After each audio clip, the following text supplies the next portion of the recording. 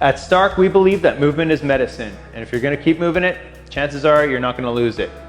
Anytime we do a workout, or anytime you do a workout, you should probably do a general warm-up and a dynamic warm-up, just to kind of get the body moving, get it primed and prepped for what you're about to do to it.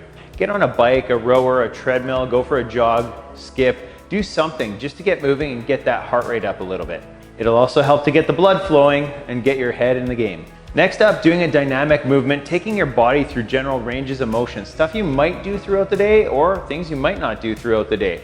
So something like just doing some squats, getting those hips and knees and ankles moving, adding a little bit of rotation into that squat to really get that upper back and those shoulders moving, especially if you sit behind a desk at a computer all day long. Next up would be something like a Spider-Man lunge. So just going into an oversized step, trying to get both elbows to the ground, opening up those hip flexors if they're really tight, getting those glutes loosened up a little bit, those hamstrings, just even hanging out in that bottom position. If you want to even stay down there for about 5 seconds per side, it's definitely going to help to open those hips up and get you moving a little bit better. After that Spider-Man lunge, you can always throw in a little inchworm with push-up action. So when you're doing this, you want to get your hands to your toes if possible, walk it out into a perfect plank, the top of your push-up position. Keep those elbows in nice and tight to the body.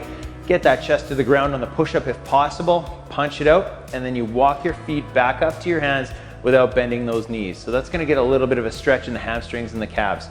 When you're doing that push-up, try to keep those elbows in tight to the body rather than flaring them out. Flaring them out is going to put the shoulder in a less stable position. You're going to be in a much safer position if you keep those elbows in tight to the body and press from there. If you need to do this from the knees, you can always drop to your knees for the push-up portion, pop back up into your plank, and then walk your feet up to your hands. This is going to get that lower body loosened up a little bit more, a little bit of a dynamic stretch, and it's also going to get that core fired up. The last exercise we'll give you is a COSSAC squat. So you might not be able to get extremely low with this, but you can try. So you're going to take a big step out to the right, drop down into your squat, so you're shifting most of your weight onto that right leg as you keep that left leg straight. Get as low as you can comfortably, stand back up, flip around and hit the other side. So you're going to get a stretch on the adductors, the inside of the legs, and the hamstrings a little bit more. You're also going to be loading up one leg more than the other, so it could be a little bit more challenging than a squat for you. So if you're someone who's doing this for the first time, you might want to try having something under you like a little stool or bench or box or something like that just to sit down on, just so that you don't get too low or fall over.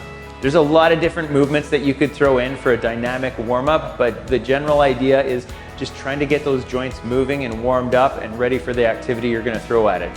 Whenever I do a warm-up, I'll usually do the same things, whether it's the bike and pushing a sled, pulling a sled back and forth for a few rounds, really to get my heart rate up and just kind of get all the muscles in the body firing.